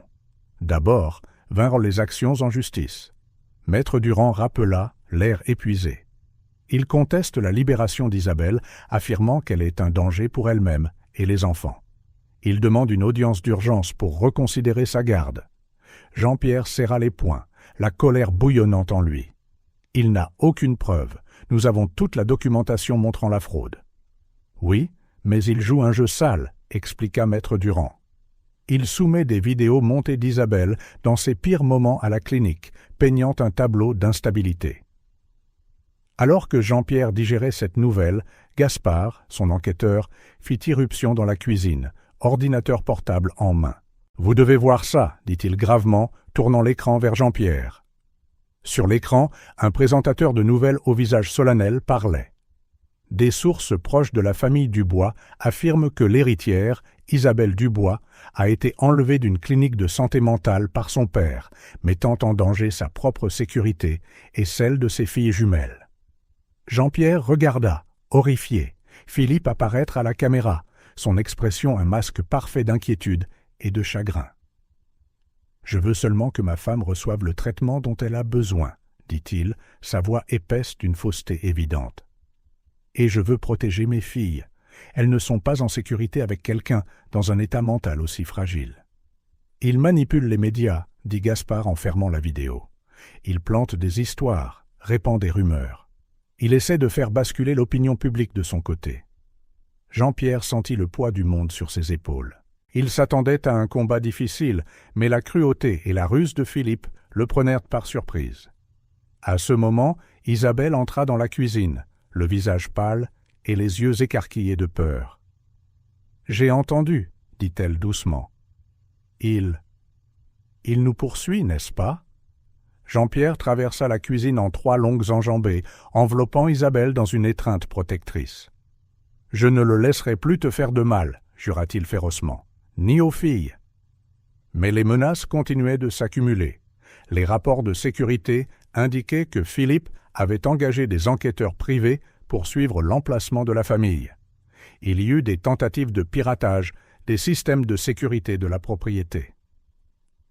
Un après-midi particulièrement tendu, Jean-Pierre reçut un appel anonyme. La voix à l'autre bout du fil était froide et menaçante. « Nous savons où vous êtes. Si vous ne rendez pas Isabelle et les enfants, il y aura des conséquences. » La sécurité autour de la propriété fut renforcée. Jean-Pierre engagea des gardes supplémentaires et installa une surveillance de pointe. La maison de campagne, autrefois un havre de paix, devint une forteresse. Isabelle, encore fragile de son épreuve, luttait pour rester calme alors que les menaces montaient. Une nuit, Jean-Pierre la trouva assise dans le noir, regardant anxieusement par la fenêtre. « Et s'il réussit ?» murmura-t-elle, la voix tremblante. « Et s'il me ramène à cet endroit? Ou pire, s'il prend les filles ?» Jean-Pierre s'agenouilla à côté d'elle, prenant ses mains dans les siennes. « Je ne laisserai pas ça arriver, » dit-il fermement. « Nous le combattrons avec tout ce que nous avons. » Mais la pression continuait de monter. Les jumelles, sensibles à la tension ambiante, commencèrent à faire des cauchemars. Camille se réveillait en hurlant, convaincue que le méchant homme venait la chercher. Sophie devint silencieuse et renfermée, s'accrochant à Isabelle comme une ombre. Le moment de plus grand danger arriva lorsque Philippe fit son coup le plus audacieux. Utilisant ses relations, il obtint une ordonnance judiciaire temporaire lui accordant le droit de rendre visite aux enfants. « C'est un piège », avertit maître Durand au téléphone. « Il utilisera cette occasion pour essayer de les prendre. » Jean-Pierre rassembla la famille dans le salon, le visage sombre. « Nous devons nous préparer, dit-il. Philippe sera ici demain, soi-disant pour voir les filles. Mais nous ne pouvons pas lui faire confiance. » Isabelle serra ses filles dans ses bras, protectrice. « Je ne le laisserai pas les prendre, » dit-elle, une étincelle de son ancienne force illuminant ses yeux. Ils passèrent la nuit à planifier. Des itinéraires de fuite furent établis, des codes secrets conçus avec les filles, l'équipe de sécurité placée stratégiquement autour de la propriété. Le lendemain matin, la tension était palpable, suspendue dans l'air comme un lourd nuage. Jean-Pierre se tenait près de la fenêtre, le corps raide d'anxiété, alors que la voiture de Philippe entrait par les portes. Isabelle était assise sur le canapé, Camille et Sophie blotties contre elle. Ses yeux rencontrèrent ceux de Jean-Pierre dans un message silencieux. Quoi qu'il arrive, ils y feraient face ensemble. La sonnerie de la porte d'entrée résonna dans la maison. Jean-Pierre prit une profonde inspiration, redressa les épaules et se dirigea vers la porte. Le moment qu'ils redoutaient tous était arrivé. Alors qu'il tournait la poignée, Jean-Pierre savait que ce qui se passerait dans les prochaines minutes pourrait changer le destin de sa famille pour toujours. Mais il était prêt à protéger ceux qu'il aimait, peu importe le coût. La porte s'ouvrit, révélant Philippe, un sourire froid sur les lèvres. La confrontation finale était sur le point de commencer. Le bureau de Jean-Pierre était faiblement éclairé, illuminé seulement par la lueur bleue de plusieurs écrans d'ordinateur. Depuis des jours, il était plongé dans une enquête frénétique, déterminé à découvrir toute l'étendue du complot contre sa famille. Dans cette atmosphère tendue, Gaspard fit irruption par la porte, haletant et les yeux écarquillés. « Jean-Pierre, souffla-t-il, vous devez voir ça. » Jean-Pierre leva les yeux, alarmé par l'urgence dans la voix de son fidèle enquêteur. Gaspard posa un dossier sur le bureau, éparpillant des photographies et des documents. « Nous avons retracé l'origine de l'argent de Philippe, n'est-ce pas? Eh bien, nous avons trouvé quelque chose d'énorme. » Jean-Pierre se pencha sur les documents, son froncement de sourcils s'approfondissant à mesure qu'il absorbait les informations. Des virements bancaires, des titres de propriété, des courriels codés. Tout pointait vers un nom qu'il n'avait pas vu depuis des décennies. « Geneviève !» murmura-t-il, incrédule. « Geneviève Leclerc. » Gaspard hocha sombrement la tête. « Votre ancienne petite amie de l'université. Et il y a plus, Jean-Pierre. Elle est la mère de Philippe. » Le monde sembla tourner autour de Jean-Pierre. Des souvenirs enfouis refirent surface. Geneviève, la brillante étudiante en économie avec qui il était sorti brièvement avant de rencontrer sa défunte femme. Geneviève, qui avait disparu sans laisser de traces après leur rupture. « Ça n'a aucun sens, » murmura Jean-Pierre, passant une main dans ses cheveux gris. Pourquoi ferait-elle? Mais alors qu'il examinait d'autres documents, un sombre tableau se dessina. Des courriels entre Geneviève et Philippe révélaient un plan méticuleux, préparé depuis des années. Un plan de vengeance contre Jean-Pierre. « Nous devons les confronter, » dit Jean-Pierre, la voix chargée de résolution. Maintenant, quelques heures plus tard, dans une salle de conférence neutre, Jean-Pierre fixait Philippe, et pour la première fois depuis des décennies, Geneviève Leclerc. Le temps avait été clément avec elle, mais ses yeux brillaient d'une froideur calculatrice qu'il ne reconnaissait pas. « Alors, » commença Geneviève, un sourire sardonique jouant sur ses lèvres, « tu as enfin compris. Ça t'a pris plus de temps que je ne le pensais, Jean-Pierre. » Jean-Pierre lutta pour garder son sang-froid. « Pourquoi, Geneviève? Pourquoi faire tout ça ?» Geneviève se pencha en avant, ses yeux étincelant d'une colère longtemps contenue. « Tu ne sais vraiment pas? Tu m'as quitté, Jean-Pierre, enceinte et seule. Tu as bâti ton empire, ta famille parfaite, pendant que je luttais pour survivre. » Ces mots frappèrent Jean-Pierre comme un coup de poing dans le ventre. « Je ne savais pas. Tu ne me l'as jamais dit. »« Bien sûr que non, » explosa Geneviève. « Tu avais tourné la page, n'est-ce pas? Marié à ta précieuse femme, vivant ton conte de fées, pendant que j'élevais notre fils seul. » Philippe, qui était resté silencieux jusqu'alors, regarda entre eux, la confusion évidente sur son visage. « Maman, dit-il, la voix tremblante, de quoi parles-tu » Geneviève se tourna vers son fils, son expression s'adoucissant momentanément. « Philippe, mon chéri, Jean-Pierre Dubois est ton père biologique. » Le silence qui suivit fut assourdissant. Philippe semblait avoir été frappé par la foudre, son visage un masque de choc et d'incrédulité. « Non, » murmura-t-il en secouant la tête. « Ça ne peut pas être vrai. » Jean-Pierre sentit un tourbillon d'émotions contradictoires. Choc, culpabilité, colère. « Geneviève, réussit-il à dire, la voix mal assurée, si j'avais su. »« Ça n'a plus d'importance maintenant, » interrompit froidement Geneviève. « Ce qui compte, c'est que j'ai passé des décennies à planifier ma vengeance, à t'observer de loin, attendant le moment parfait. » Elle se tourna vers Philippe, son ton s'adoucissant. « Je t'ai élevé pour être fort, mon fils, pour prendre ce qui te revient de droit. » Philippe avait l'air de voir son monde s'effondrer. « Épouser Isabelle » murmura-t-il. « Tout ça était prévu ?» Geneviève hocha la tête. « Chaque détail. T'introduire dans la famille, gagner la confiance de Jean-Pierre, et ensuite, détruire tout ce que j'ai construit, acheva Jean-Pierre, la réalisation le frappant enfin.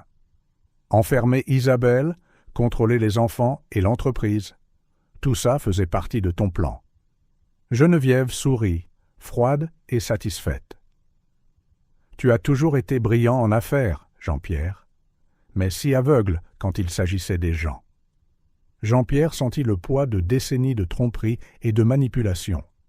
Il regarda Philippe, voyant pour la première fois non seulement le monstre qui avait tourmenté sa famille, mais un homme manipulé par une vengeance qui avait commencé avant même sa naissance.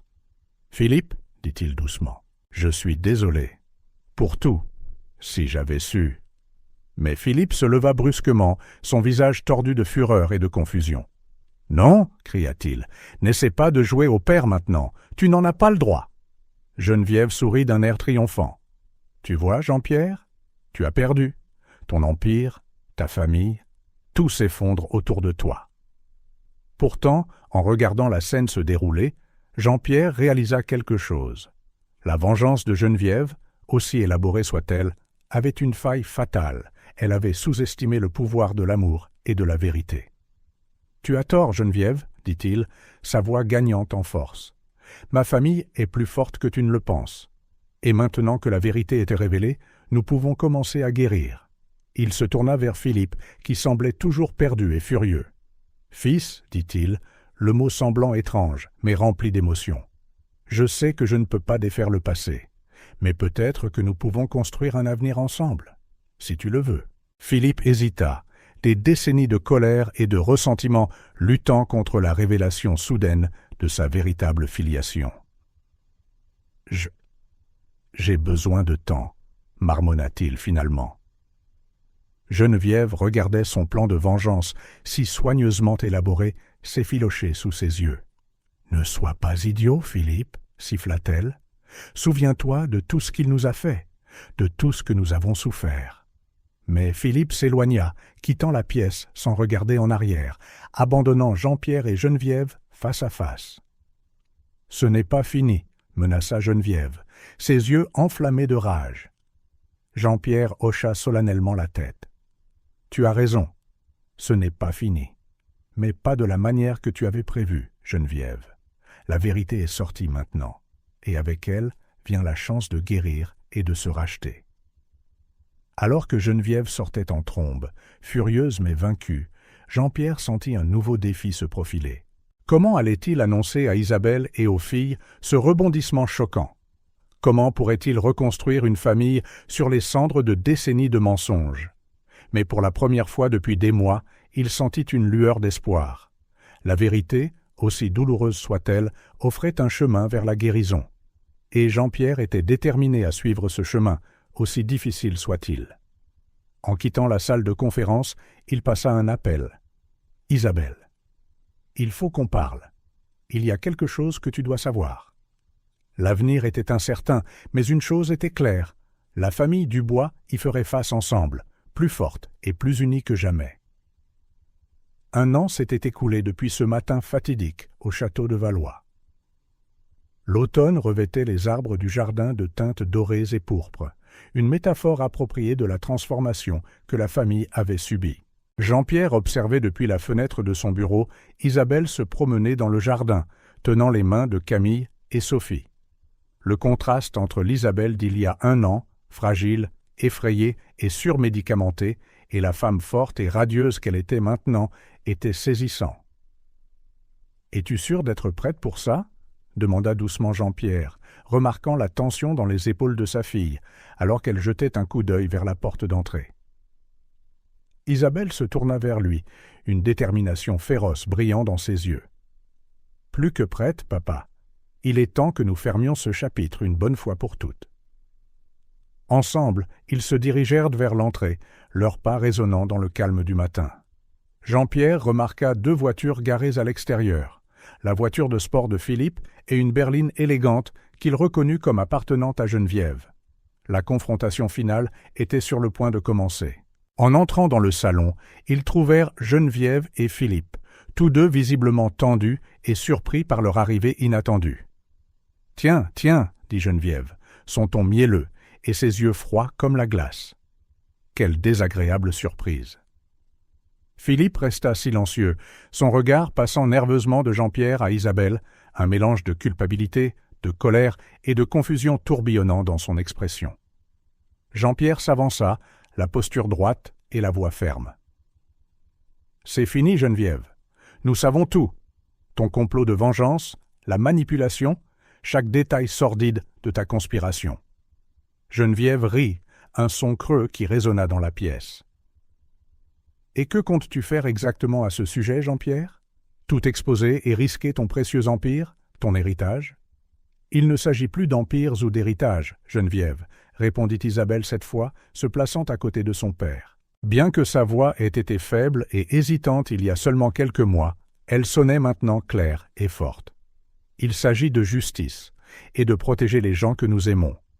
Philippe parla enfin, sa voix mal assurée par la confusion. « Isabelle, je n'avais aucune idée. Tout ce que ma mère m'a dit. »« Silence !» siffla Geneviève à son fils, les yeux flamboyants. « N'ose pas faiblir maintenant, pas alors que nous sommes si près du but. » Mais il était trop tard. Les graines du doute avaient déjà été plantées en Philippe, et des années de manipulation commençaient à s'effriter. Jean-Pierre vit l'ouverture et la saisit. « Philippe, dit-il en adoucissant son ton, je sais que c'est difficile à croire, mais tu es aussi une victime ici. Geneviève t'a utilisé, tout comme elle a essayé de nous utiliser tous. » Geneviève s'avança, les yeux dangereux. « N'ose pas le retourner contre moi. Je l'ai élevé, je l'ai façonné pour qu'il soit fort, pour qu'il prenne ce qui lui revient de droit. »« Tu l'as façonné en une arme, » rétorqua Isabelle, sa voix un mélange de compassion et de chagrin en regardant Philippe. « Mais il est plus que ça. Il a ses propres choix, la capacité de changer. La tension dans la pièce crépitait comme de l'électricité, quand, soudain, le son de petits pas résonna dans le couloir. À la surprise de tous, Camille et Sophie entrèrent, main dans la main, des expressions déterminées sur leurs jeunes visages. « Maman, papy !» dit Camille, la voix tremblante mais résolue. On a tout entendu. On ne pouvait pas rester caché pendant que notre famille était en danger. Isabelle se déplaça instinctivement pour protéger ses filles, mais Sophie s'avança, ses grands yeux fixés sur Geneviève et Philippe. « Pourquoi avez-vous fait du mal à notre famille ?» demanda-t-elle, sa voix enfantine portant une sagesse et une maturité qui serrèrent le cœur de tous les adultes. Les familles devraient s'aimer, pas se faire du mal et mentir. Le silence qui suivit fut assourdissant. L'innocence et la vérité brute dans les mots de Sophie semblèrent frapper quelque chose de profond en Philippe. Il s'effondra à genoux, des larmes coulant sur son visage. « Je suis désolé, » sanglota-t-il, regardant d'Isabelle aux filles. « Je n'ai jamais voulu. Je pensais que je faisais ce qu'il fallait. Maman a toujours dit. » Geneviève fixa son fils avec un mélange de mépris et d'incrédulité. « Lève-toi, espèce d'idiot sentimental, » gronda-t-elle. « Tu ne vois pas qu'il te manipule? Tout ce que nous avons fait, c'était pour toi, pour ce qui te revient de droit. » Mais Philippe secoua la tête, des années d'endoctrinement se fissurant enfin sous le poids de la vérité et de la culpabilité. « Non, mère, la seule qui m'a manipulé toutes ces années, c'est toi. J'ai fait des choses terribles, impardonnables. » À ce moment, le hurlement des sirènes remplit l'air. Jean-Pierre regarda par la fenêtre pour voir plusieurs voitures de police s'approcher du manoir, les gyrophares clignotant dans la lumière du matin. « C'est fini, Geneviève, » dit-il en se tournant vers son ancienne petite amie d'université avec un mélange de pitié et de détermination. « Nous avons remis toutes les preuves aux autorités, chaque courriel conspirateur, chaque virement bancaire suspect, chaque document falsifié. Il n'y a plus d'issue. » Geneviève pâlit visiblement, bien que ses yeux étincelassent encore d'une fureur presque démentielle. « Tu n'as aucune idée du pouvoir que j'ai amassé au fil des ans, Jean-Pierre. Ça ne finira pas bien pour toi, ni pour ta précieuse famille. » Les portes d'entrée s'ouvrirent en grand, et l'inspecteur Moore entra, suivi d'officiers lourdement armés. « Geneviève Leclerc, Philippe Moreau, » annonça-t-il d'une voix forte. « Vous êtes en état d'arrestation pour fraude, complot, enlèvement et de multiples autres charges. Vous avez le droit de garder le silence. Tout ce que vous direz pourra et sera utilisé contre vous, au tribunal. » Alors que Geneviève était menottée, hurlant un torrent de menaces et d'accusations, Philippe se leva lentement. Il regarda Jean-Pierre, puis Isabelle et les jumelles, les yeux remplis de remords et de honte. « J'accepte ma punition, » dit-il doucement, « et je suis vraiment désolé. Pour tout. Je sais que les mots ne peuvent pas défaire ce que j'ai fait, mais j'espère que peut-être, un jour. » Isabelle, dans une surprenante démonstration de compassion qui laissa Jean-Pierre pantois, hocha la tête. « Ta vraie punition sera de vivre avec le poids de tes actions, Philippe. Mais il y a aussi de la place pour la rédemption et le pardon, si tu les cherches vraiment. » Alors que Philippe était emmené, jetant encore des regards pleins de regret derrière lui, Jean-Pierre se tourna vers sa famille. Isabelle serra les jumelles dans ses bras, des larmes de soulagement et d'épuisement brillant dans ses yeux. Il se joignit à leur étreinte, sentant le poids de mois de peur, de colère et d'incertitude se lever enfin. L'inspecteur Moore s'approcha, son visage reflétant un mélange de respect et de sympathie. « Monsieur Dubois, mademoiselle Dubois, » dit-il doucement. « Vous avez tous deux été incroyablement courageux. Nous aurons besoin de déclarations détaillées de chacun de vous dans les jours à venir. Le processus judiciaire sera peut-être long et épuisant, mais avec les preuves que nous avons et votre coopération, je suis convaincu que justice sera faite. » Jean-Pierre hocha la tête, se sentant à la fois vidé et revigoré. « Merci, inspecteur. Nous serons prêts à coopérer pleinement. Notre famille a assez souffert des secrets et des mensonges. » Tandis que la police terminait son opération, recueillant des preuves et sécurisant les lieux, la famille Dubois resta unie au milieu du salon. Camille leva les yeux vers son grand-père, ses grands yeux curieux, également lourds de fatigue. « Papy, demanda-t-elle doucement, qu'est-ce qui se passe maintenant? On peut rentrer à la maison ?» Jean-Pierre s'agenouilla à sa hauteur, offrant un doux sourire. « Maintenant, mes chéris, dit-il, nous commençons à guérir. Ensemble, notre maison n'est pas un lieu, c'est partout où nous sommes ensemble, en famille. » Isabelle prit la main de Jean-Pierre, la serrant doucement. Ses yeux, autrefois obscurcis par la peur et la confusion induite par les médicaments, brillaient maintenant de clarté et de résolution. « Papa, dit-elle doucement, merci de n'avoir jamais abandonné, d'avoir combattu pour nous quand je ne pouvais pas me battre pour moi-même. » Jean-Pierre sentit une vague d'émotion menacer de le submerger. « Toujours, ma chérie, répondit-il, la voix rauque. Je me battrai toujours pour vous. » Alors que la famille quittait le manoir, autrefois théâtre de tant de souffrances et de trahisons, Jean-Pierre leva les yeux vers le ciel lumineux du matin. La route à venir serait difficile, il le savait. De longues procédures judiciaires, des séances de thérapie douloureuses, des moments de doute et de peur. Le rétablissement d'Isabelle prendrait du temps, et les filles auraient besoin d'un soutien constant pour surmonter le traumatisme qu'elles avaient subi. Mais pour la première fois depuis longtemps, Jean-Pierre sentit un véritable sentiment d'espoir s'épanouir dans sa poitrine. Le complot était démantelé, les coupables faisaient face à la justice, et sa famille, ce qui comptait vraiment, était unie et en sécurité. C'était un nouveau départ. Une chance non seulement de reconstruire leurs vies individuelles, mais de renforcer les liens qui les unissaient en tant que famille. Alors qu'ils montaient dans la voiture, prêts à laisser le sombre passé derrière eux, Jean-Pierre se promit silencieusement, à lui-même et à eux, qu'il consacrerait chaque instant, à partir de maintenant, à s'assurer qu'il ne ferait plus jamais face à une telle épreuve. L'amour, la vérité et la justice avaient triomphé de la cupidité et de la vengeance. Et avec ces piliers, il construirait un avenir plus radieux et plus sûr. La confrontation finale était terminée, mais le voyage de la guérison, du pardon et de la rédemption ne faisait que commencer. Et ensemble, unis par l'amour et renforcés par les épreuves qu'ils avaient endurées, la famille Dubois était prête à affronter tous les défis que l'avenir leur réserverait. 1 an s'était écoulé depuis ce matin fatidique au château de Valois. Les feuilles d'automne colorèrent les arbres du jardin d'or et de rouge, un rappel approprié de la transformation de la famille. Jean-Pierre observait par la fenêtre de son bureau Isabelle marcher main dans la main avec Camille et Sophie à l'extérieur. La différence entre l'Isabelle d'il y a 1 an, vulnérable, terrifiée et médicalisée, et la femme confiante et vibrante d'aujourd'hui était remarquable. Le bruit de pas le tira de ses pensées. Maître Durand, son avocat, entra, tenant un dossier et souriant. « C'est fait, Jean-Pierre, annonça-t-il. Le verdict final est tombé. Geneviève a écopé de 25 ans, sans possibilité de libération conditionnelle. Philippe, compte tenu de ses remords et de sa coopération, a obtenu 10 ans, avec une chance de libération anticipée pour bonne conduite. » Jean-Pierre hocha la tête, un mélange de soulagement et de tristesse l'envahissant.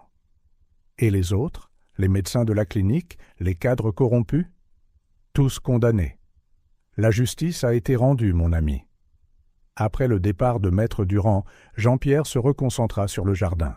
Isabelle courait maintenant après Camille et Sophie, leur rire porté par la brise. C'était un son qu'il avait craint de ne plus jamais entendre.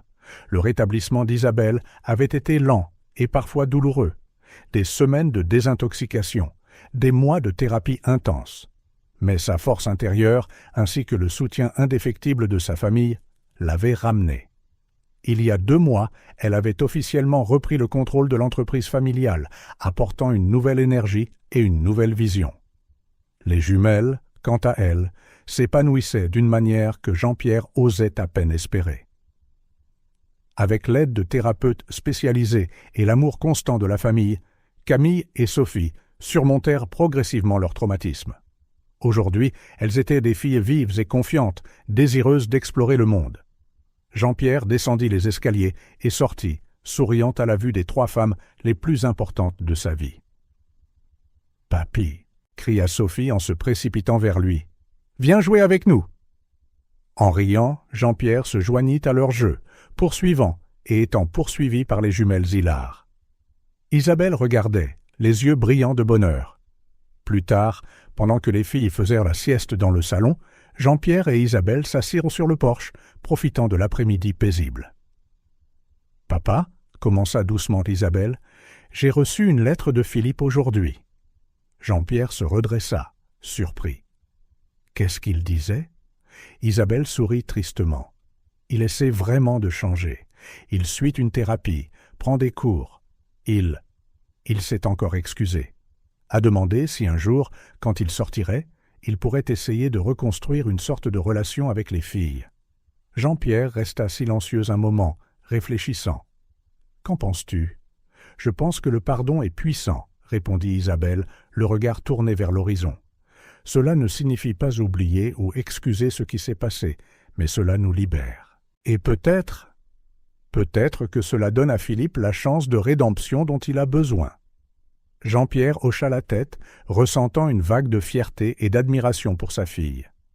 « Tu es plus forte et plus sage que je ne l'ai jamais été, ma chérie. » Isabelle prit la main de son père, la serrant doucement.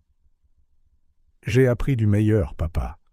Ta force et ta détermination nous ont sauvés, et ton amour nous a aidés à guérir. » Les semaines suivantes apportèrent d'autres changements positifs. Inspirée par son propre parcours de guérison, Isabelle proposa un nouveau projet pour l'entreprise, une fondation dédiée à aider les victimes d'abus et de manipulations psychologiques. Jean-Pierre n'aurait pas pu être plus fier. Par un après-midi ensoleillé, toute la famille Dubois se réunit dans le jardin pour un pique-nique. Et tandis que Jean-Pierre regardait Isabelle aider les jumelles à faire des couronnes de fleurs, il réfléchit aux leçons qu'ils avaient apprises au cours de l'année écoulée. La vie pouvait être imprévisible et cruelle parfois, mais l'amour de la famille était une force puissante, capable de surmonter les épreuves les plus difficiles et de guérir même les blessures les plus profondes. Il avait appris à ne jamais rien tenir pour acquis, à chérir chaque instant avec ses proches. « À quoi tu penses, papy » demanda Camille, posant une guirlande de marguerites sur sa tête. Jean-Pierre sourit, la serrant dans ses bras. « À la chance que j'ai de vous avoir toutes dans ma vie. » Sophie se joignit à l'étreinte, suivie par Isabelle. Un instant, ils se tinrent simplement serrés les uns contre les autres, sentant la chaleur et l'amour qui les unissaient. « Et si on faisait une photo ?» suggéra Isabelle en prenant son téléphone. Ils posèrent, de vrais sourires, illuminant leurs visages. Jean-Pierre, avec une petite fille de chaque côté. Isabelle derrière eux, ses bras enveloppant le groupe. Le clic de l'appareil photo captura plus qu'une simple image. Il captura un moment de pur bonheur, de paix enfin gagnée après la tempête. Une famille qui avait affronté le pire et en était sortie plus forte, plus proche. Alors que le soleil descendait bas, peignant le ciel de rose et d'orange, Jean-Pierre sentit une vague de profonde gratitude. Ils avaient traversé le feu et en étaient sortis purifiés, pas brisés. L'avenir, autrefois si effrayant et incertain, brillait maintenant de promesses et d'espoir. Les rires des filles résonnaient dans le jardin, se mêlant au chant des oiseaux. Isabelle, les yeux illuminés de joie, proposa de porter un toast avec des verres de limonade. « À la famille » dit-elle en levant son verre. « À l'amour qui guérit, pardonne et perdure. »« À la famille » répétèrent-ils tous en chœur, les verres s'entrechoquant doucement.